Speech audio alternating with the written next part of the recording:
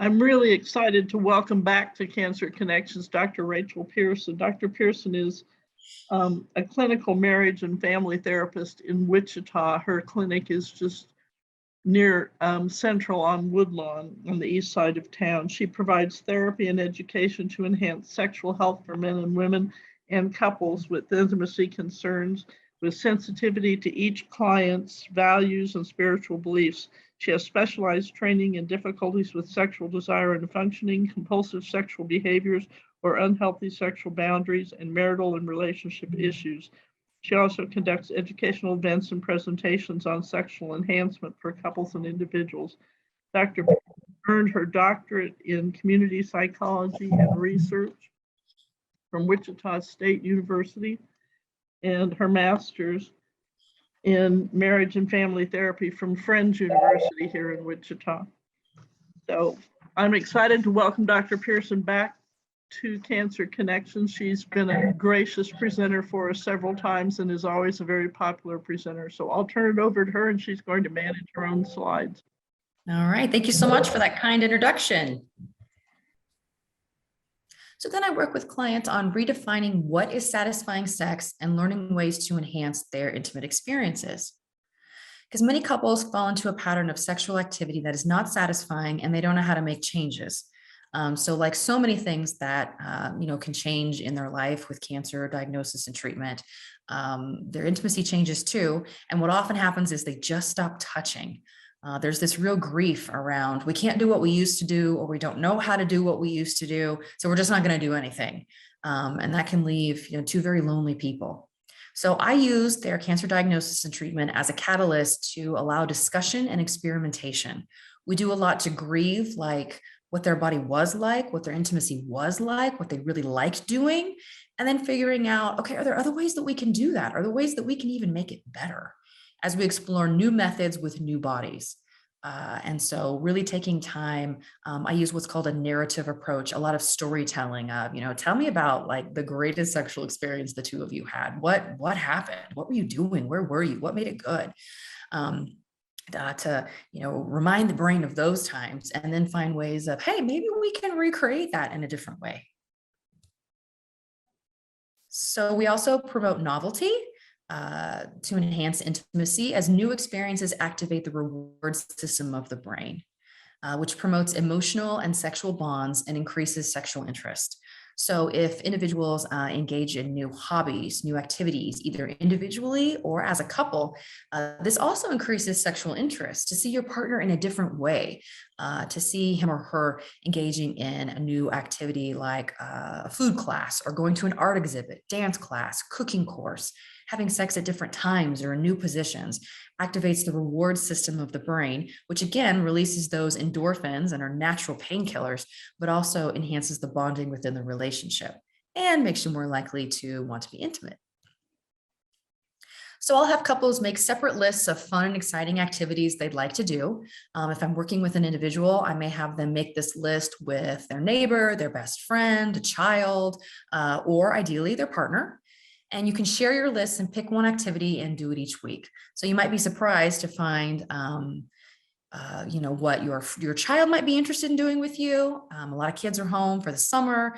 So working with a lot of parents on ways to spend time with kids, bond with kids, in ways that can be fun for everybody. I also highlight the importance of touch. We have really found through the pandemic, and I'm sure research is going to show the negative impact of people not being able to touch. For kindergartners who couldn't hug their kindergarten teacher, for grandparents who couldn't touch their grandkids, for partners who may have been afraid to touch. I've had couples where maybe one got COVID and the other was trying really, really hard not to, because maybe they had a pre-existing health condition or they were caring for an aging parent or a special needs child and really wanted to avoid spreading the illness, that they just couldn't even come in contact with each other, let alone hold hands or hug or kiss. And we found how this really increases anxiety, increases depression, isolation, suicidal thoughts, hopelessness, because touch is important, and not just sexual touch, just touch for the sake of touching another human being.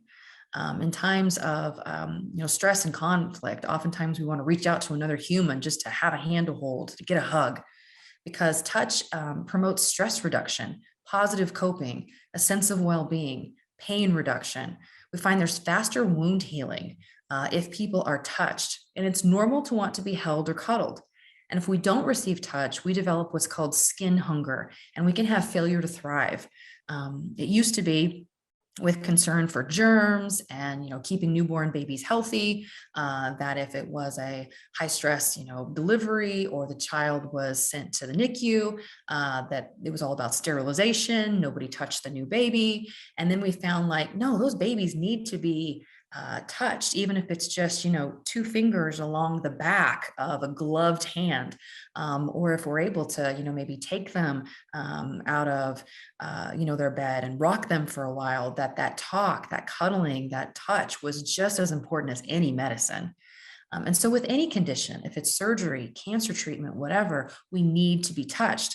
But what can happen for a lot of individuals and for couples is that oftentimes family members are afraid to touch the individual going through cancer treatment because they don't want to do the wrong thing. They don't want to hurt them. They know that they're struggling with pain already, so I don't want to make it worse.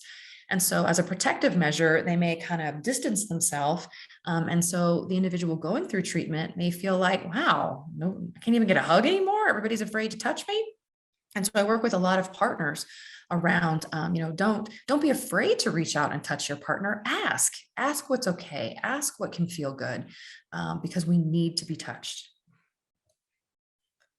So I work with couples on what's called sensate focus exercises. This is the giving and receiving of pleasure-oriented touch. This could be something as simple as gently rubbing scar tissue after a surgery line has healed.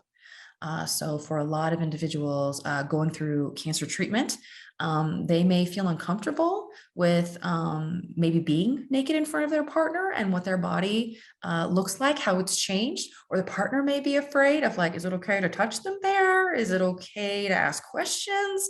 And so I will send them home with homework of maybe doing some gentle rubbing of scar tissue and talking about how it feels, what it looks like, and having this kind of touch inside and outside of the bedroom. That, if there's, maybe sitting at the park and holding hands, giving a back rub, that not all touch has to lead to intercourse. And we can focus on cuddling, kissing, or pleasure and enjoyment, as both partners should be comfortable initiating and declining intercourse. Both should feel free to say yes. Both should feel free to say no. And so I do a lot of role play with couples and education of couples of how to communicate these interests with each other. So highlighting the need for sexual communication, many couples have put the focus on cancer treatment. It's all about, that next scan, the next test result, the next appointment with their medical provider. And many partners can feel helpless. They have a strong desire to protect their partner. They may be afraid to approach the partner sexually, especially if there have been role changes. I work with a lot of partners where maybe they've become the primary breadwinner and they weren't before, or they become the primary caregiver to the children or to aging parents, or to extended family members. And so as the roles have flipped, sometimes sexuality can be confusing as well. Also, privacy issues. For a lot of individuals going through treatment, they've been poked, prodded, touched everywhere, had everybody come in the room to check things. And so their body sometimes can feel like it's not even theirs anymore. And redeveloping, privacy issues so that they know that their body is theirs. And, reminding people of like, hey, knock before you come in. And new ways of helping partners talk about these issues. Some women assume that body changes will be a turn off and they can avoid sex or nudity. And, if a partner is saying, my partner's gone through treatment and he or she looks different and I'm struggling with that, that's okay. Let's talk about it. Because we put a lot of emphasis in our social media, our movies, our music around what men and women's bodies are supposed to look like. So having a conversation around how do we feel with the way bodies really do look? And then it's important to feel desired. Everybody wants to feel wanted. And so having discussions around how do you show that you want your partner? How do you show desire?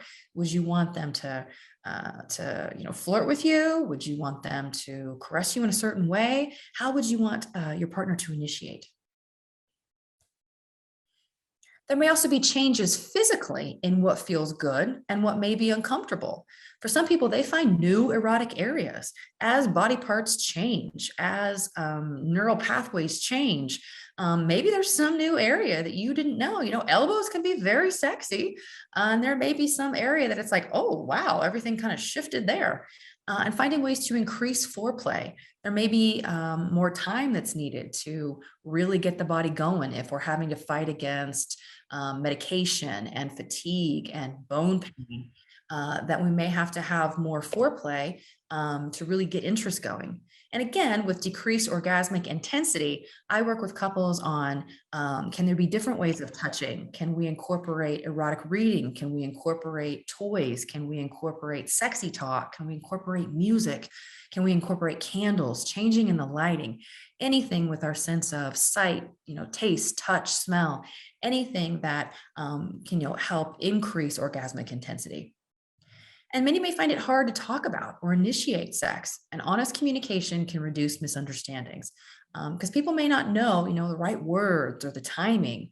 And so I highlight the importance of specific suggestions. For example, saying something like, for now, please avoid touching my incision site because it is very sensitive. You're not saying like, you can never touch me there again, or how dare you want to touch me there, but making it very clear, like, just don't touch that area right now because it's sensitive. Okay. Or don't be afraid to touch my breasts. There's no pain and I enjoy the closeness. Or I need some special lubrication because my hormones have changed. Then the partner knows, like, it's not an issue of what they are or aren't doing, or that you've become more or less aroused by them. We just have a medical condition and need some special lubrication. Or will you please just hold me? Then partners know, like, okay, we're just doing some holding right now.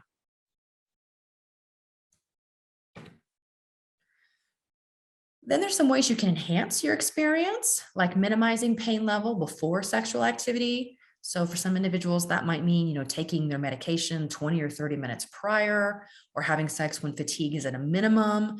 For some people, first thing in the morning before they've kind of exhausted the body. They're, still kind of in that sleepy state. For other people, they're so tired that the idea of waking up anytime before they have to would not be a turn on. So maybe afternoon or weekends, finding a comfortable position as missionary can sometimes be painful. So I'll work with couples on how to try side to side or female on top, using pillows and support cushions. There are whole catalogs of stores that just sell various apparatus to help people be in positions to accommodate intercourse. So if there's pain around the hips or pain with the back, or even individuals, I work with veterans and individuals who've been in accidents where maybe there's been an amputation or something. There's all sorts of different instruments that can be incorporated to allow for different positioning. Wheelchairs can be incredibly sexy, and wheelchairs can be a sex toy. So just finding different ways to share intimacy. And then knowing and setting your limits. It's okay to take a rest and to take frequent naps. And also, I work a lot with clients on learning how to say no, that it's okay to say, I'm not available for intimacy, or I'm too tired for intimacy, or I don't really feel like penetration because that's going to take a lot of work. But there's all sorts of other fun things we could do, and being able to assert that boundary.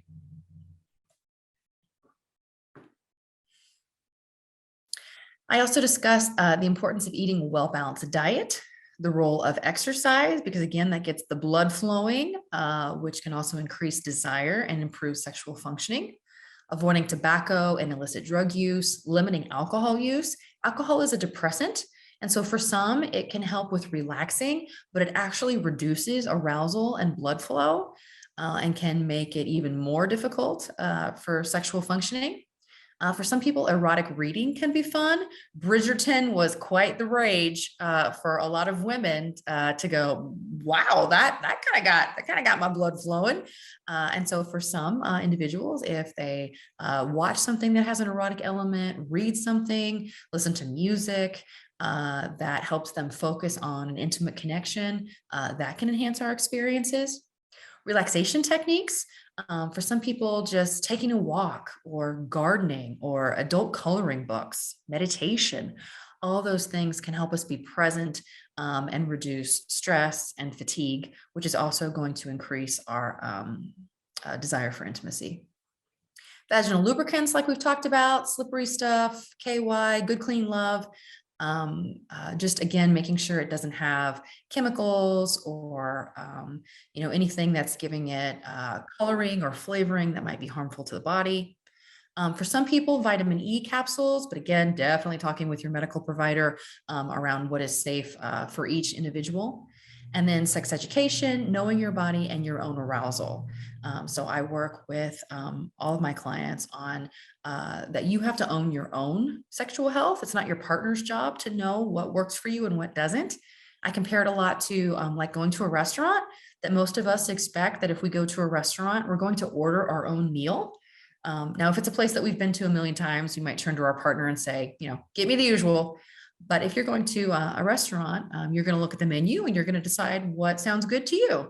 And so I work with individuals on, their sexual menu. What sounds good to you? What would you order? And that you can't expect somebody else to know what's on your menu. You have to figure that out for yourself and then teach them. So one activity for building intimacy, I'll have couples identify what your partner is already doing that pleases you. So I feel loved and cared about when you put gas in my car or take the trash out. And think back to the beginning of the relationship. Are there any caring behaviors that you used to do for each other that you're no longer doing? I used to feel loved and cared about when you would text me in the middle of the afternoon for no reason. And then think about some caring behaviors that you've always wanted, but you've never asked for. I would like you to surprise me with a vacation. So thinking about things your partner is already doing, things that used to be done for you, and things that you've always wanted but never asked for.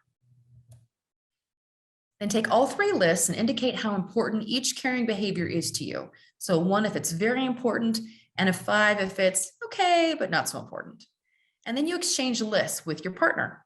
You each can put an X by any behaviors that you're not willing to do. It's absolutely fine if your partner is wanting something or you're requesting something, and the other says, I really can't do that for you. And then each day, do at least one of the behaviors for the next 2 months, starting with ones that are easiest for you. I've also found that this can be really helpful with kids. You might be surprised what your kids put on the list of what's important to them. I really liked it when we had pancakes every weekend. Little things that can show love.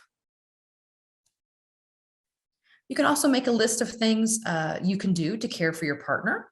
And don't guess, think of past events or hints, comments they've given. Keep your list hidden. Select one item and surprise your partner with it this week. And do this at least once a week at random times. So we make lists for everything else. We make grocery lists, we make to-do lists, we make medication lists, we make lists for doctor's appointments. And so making a list of, what's something that I can do for my partner today. And then the fantasy suggestion box, you can write 5 intimate fantasies. This could be sexual or wild adventures together, putting them in a suggestion box and taking out one each month and enjoying. So for some couples, having sex in a different room can sometimes be, kind of fun. You can build a blanket fort in the living room, and now you're having sex in a totally different place, totally different context than maybe if you're used to being in the bedroom. Or something wild might be, I have a lot of couples where they will, if they've been together for a while, they might go out to the bar and maybe they drive together or maybe they drive separately and they act like they don't know each other. And they'll flirt as if they're meeting for the first time.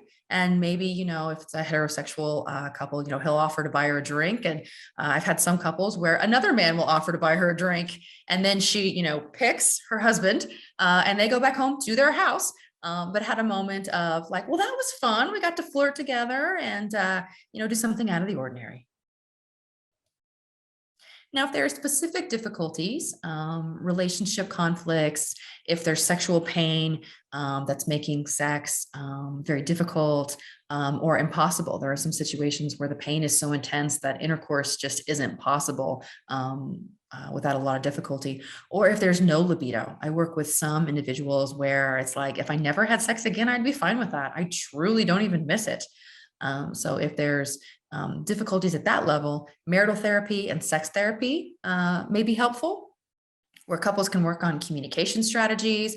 They can explore sexual needs or fantasies. Also work that can be done with vaginal dilators for women who are experiencing urinary incontinence, sexual pain, for women and men with fecal incontinence. There are physical therapists in town, both in Wichita and Kansas City, that specialize in sexual health, and they will work with their physical therapy patients on strengthening and having more control over the muscles to help with sex and bladder and bowel functioning. And then the sensate focus exercises that I mentioned previously.